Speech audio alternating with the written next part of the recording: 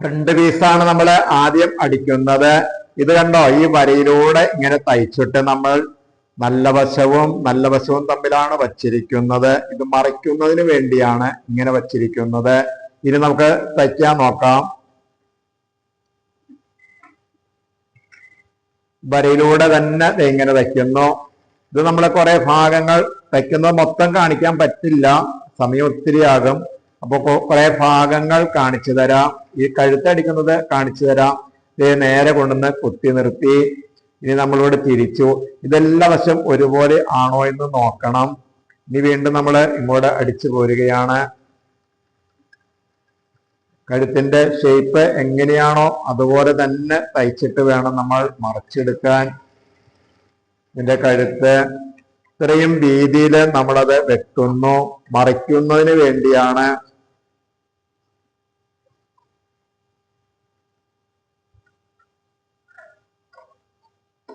ഇനി ചെറുതായിട്ട് ഇങ്ങനെ വെട്ടി ഇനി മറച്ചെടുത്തിട്ട് കാണിച്ചു തരാം. ഇതിന്റെ മുകളിലൂടെ പതിച്ച് അടിക്കാം. ഇത് ഇങ്ങനെ വെച്ചു. പ്രസർ വീതി എന്ന് പറയുന്നത് ഇതാണ് പ്രസർ. ഇതിന്റെ പേരാണ് പ്രസർ. അതിന്റെ വീതി കണ്ടോ, നമ്മൾ എന്ത് തയ്ക്കുമ്പോഴും ഇങ്ങനെ ഇതുപോലെ തന്നെ നിൽക്കണം. പ്രസർ ഇങ്ങനെ നിൽക്കണം. ഇതാണ് പ്രസർ വീതി. ഇവിടെയാണ് നമ്മൾ വീതി നോക്കുന്നത്. കണ്ടോ, അങ്ങനെ നോക്കി അടിക്കുമ്പോൾ നമുക്ക് കറക്റ്റായിട്ട് ആ വീതി നമുക്ക് കിട്ടും.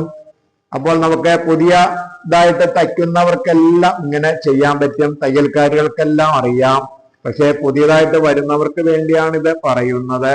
അവർക്കിത് ഒത്തിരി പ്രയോജനപ്പെടും. ഒന്നുകൂടി കുത്തണം, അങ്ങോട്ട് തിരിയുന്നില്ല. അപ്പൊ എന്താ ചെയ്യണ്ടേ, ഒന്നുകൂടി കുത്തി ഇനി വീണ്ടും നമ്മൾ ഇങ്ങോട്ട് തിരിച്ചു നോക്കി ഒന്നുകൂടി കുത്തണം, എങ്കിലാണത് തിരിയുകയുള്ളൂ. അപ്പൊ നമുക്ക് ആ വീതി കറക്റ്റ് കിട്ടുന്നതിനാണ് പറയുന്നത്. ഇനിയിപ്പോ അത് ഇങ്ങോട്ട് തിരിച്ചു. വീതി കണ്ടോ, അപ്പൊ കറക്റ്റായിട്ട് നമുക്കത് കിട്ടി. വീതി നോക്കുന്നത് ഇവിടെയാണ്, അതെപ്പോഴും ശ്രദ്ധിക്കണം. ഇനി ഇതിന്റെ അടിഭാഗം നമ്മൾ വേറെ പീസ് വെച്ചല്ല തയ്ക്കുന്നത്. ഇത് നമ്മൾ ഇതിന്റെ ഉള്ളിലേക്ക് വച്ചാണ് തയ്ക്കുന്നത്. ഇങ്ങനെ മറച്ചെടുത്തു നമ്മള്. ഇതൊക്കെ മനസ്സിലായോ? ഇങ്ങോട്ട് മറിച്ചെടുത്തിട്ട് ഇങ്ങനെ വെച്ചിട്ട് നമ്മൾ തയ്ക്കുകയാണ് ചെയ്യുന്നത്. ഇത് ഇങ്ങനെ, ഇത് നമ്മൾ കറക്റ്റായിട്ട് അടയാളപ്പെടുത്തി വച്ചിരിക്കുന്നതാണ്. പ്രസർ വീതി ആദ്യം ഞാൻ പറഞ്ഞിരുന്നു. ആ പ്രസർ വീതിക്ക് തന്നെയാണ് ഇത്. പ്രസർ വീതിയിൽ അല്പം വീതി കയറ്റിയാണ് അടിക്കുന്നത്. കണ്ടോ, ഒരു 1/2 ഇഞ്ച് തയ്യൽ തുമ്പ് നമ്മൾ ഇട്ടിട്ടുണ്ട്. അത്രയും നമ്മൾ കയറ്റി വെച്ചാണ് ഇങ്ങനെ തയ്ക്കുന്നത്.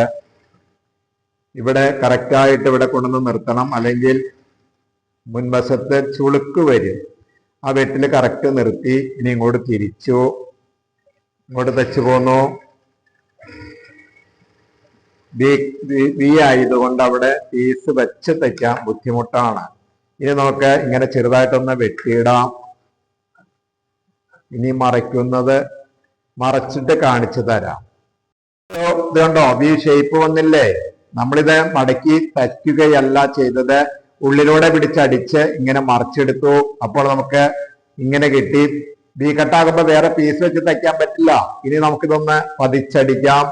അത് പ്രസർ വീതിയില് അല്പം വീതി കൂട്ടിയാണ് അടിക്കുന്നത്. ഇവിടെ കൊണ്ടുവന്ന് കുത്തി നിർത്തി ഇങ്ങോട്ട് തിരിച്ചു.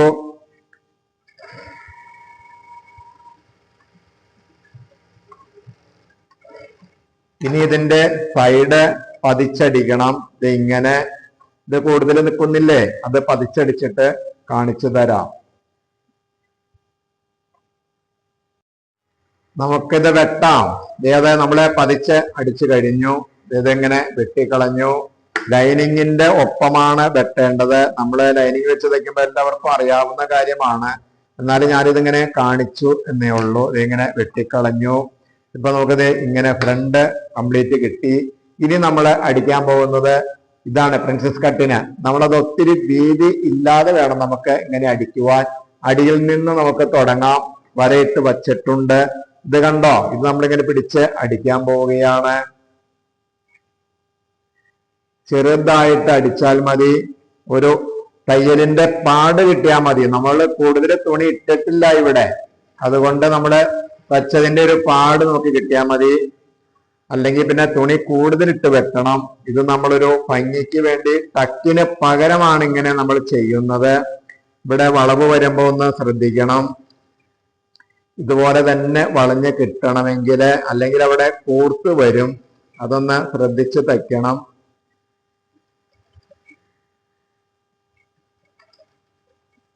കൈക്കുഴിയിൽ വരുമ്പോഴും അതുപോലെ ഒത്തിരി വീതി എടുക്കരുത്. വീതി കണ്ടോ, തച്ചേക്കണ കണ്ടോ? ഇത്രയും മതി നമുക്ക്, ഈ വീതി മതി. ഇനി നമുക്ക് മറിച്ച് നോക്കാം. ഇത് ലൈവായിട്ട് തന്നെ വരുന്ന വീഡിയോയാണ്, കട്ട് ചെയ്ത് നമ്മള് ചുളിവൊക്കെ മാറ്റി കാണിക്കുന്നതല്ല. ദേ കണ്ടോ, ഇതുപോലെ ഈ വശവും അടിച്ചിട്ട് കാണിച്ചു തരാം. ഇതിപ്പോൾ അടിച്ചു കഴിഞ്ഞു. ഇനി നമുക്ക് പുറവശം കണ്ടോ, അതിനെ വീതി കുറച്ചാണ് അടിച്ചത്, ചെറുതായിട്ട്. ഇപ്പോൾ നല്ല ഫിനിഷിങ് കിട്ടി. നമുക്ക് ബാക്കി കഴുത്ത് അടിക്കാം. ഈ വര കണ്ടോ, ഈ വരയിലൂടെ തന്നെയാണ് അടിക്കുന്നത്. യു കഴുത്താണ്, ചെരിഞ്ഞ് വരണം. ഈ ഭാഗം വരുമ്പോൾ യു പോലെ തന്നെ വരണം.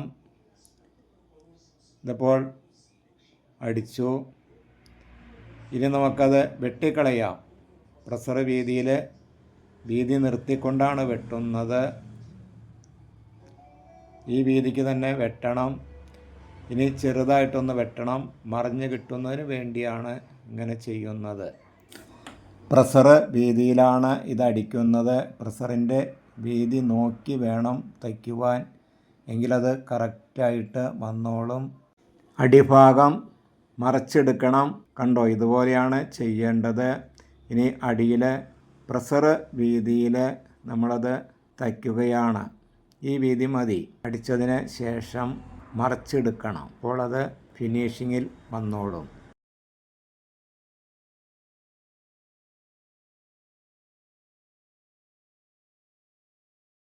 പുറകുവശത്ത് 2 ടക്ക് അടിക്കണം, ചെറുതായിട്ട്. അത് കഴിഞ്ഞ് ഷോൾഡർ കൂട്ടാം.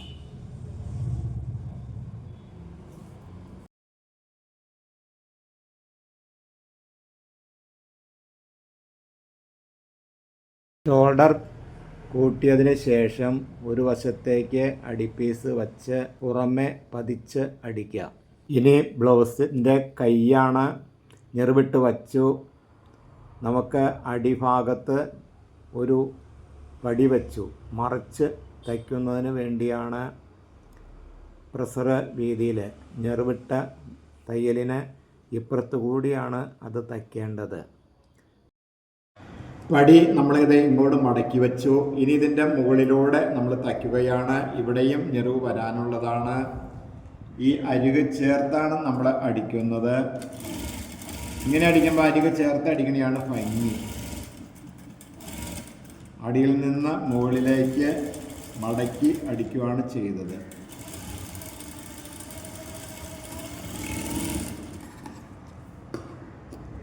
ഇനി മുകളിൽ ഞെറിവിടാം. ഇതെങ്ങനെയാണ് ഞെറിവ് വരുന്നത്?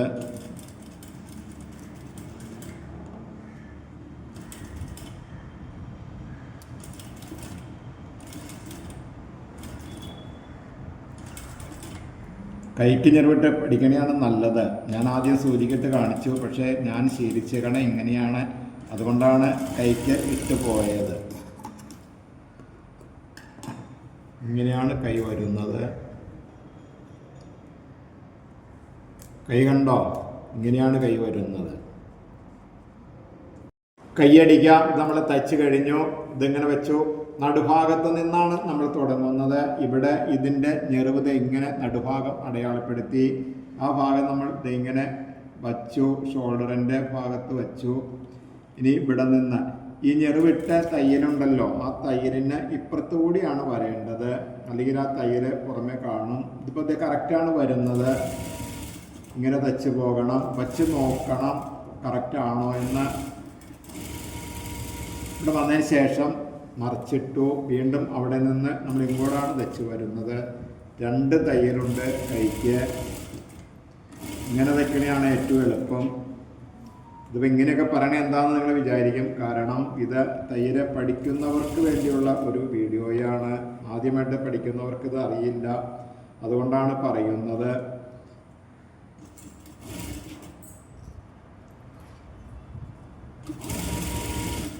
ഇവിടെ വന്നതിന് ശേഷം വീണ്ടും നമ്മൾ അങ്ങോട്ട് തിരിച്ചു പോവുകയാണ്. ഇങ്ങോട്ട് തിരിച്ചിട്ടു. ഇങ്ങനെയാണ് പോകുന്നത്.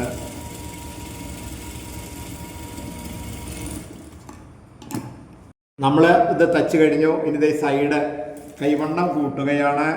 കൈവണ്ണം വരുന്നത് 9 ഇഞ്ചാണ്. 9ൻ്റെ പകുതി 4.5 വരുന്നത്. അത് ഇങ്ങനെ വച്ചു. ഇവിടെ നിന്ന് നമ്മൾ തച്ച് തുടങ്ങുന്നു.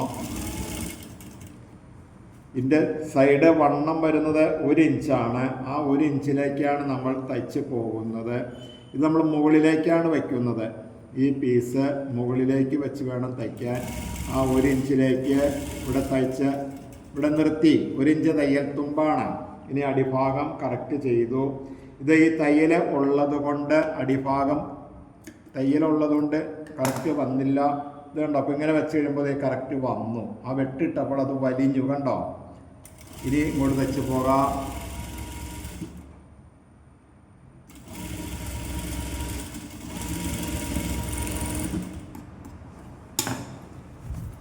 ഇത് ഇവിടെ കറക്റ്റായിട്ട് വന്നു. ഇനി ഈ സൈഡും കൂടെ കൂട്ടിയതിന് ശേഷം കാണിച്ചു തരാം.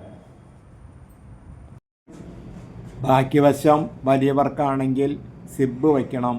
കാരണം അത് അടിലൂസ് കുറവാണ്. തലയിലൂടെ കടക്കാൻ ബുദ്ധിമുട്ടാണ്. അടിലൂസ് കുറവായതുകൊണ്ട് കടക്കാൻ ബുദ്ധിമുട്ട് വരുന്നത് കൊണ്ട് ബാക്കിൽ സിബ് വയ്ക്കുകയോ കുളത്ത് വയ്ക്കുകയോ ചെയ്യണം. ഇത് കുട്ടികൾക്ക് കുഴപ്പമില്ല.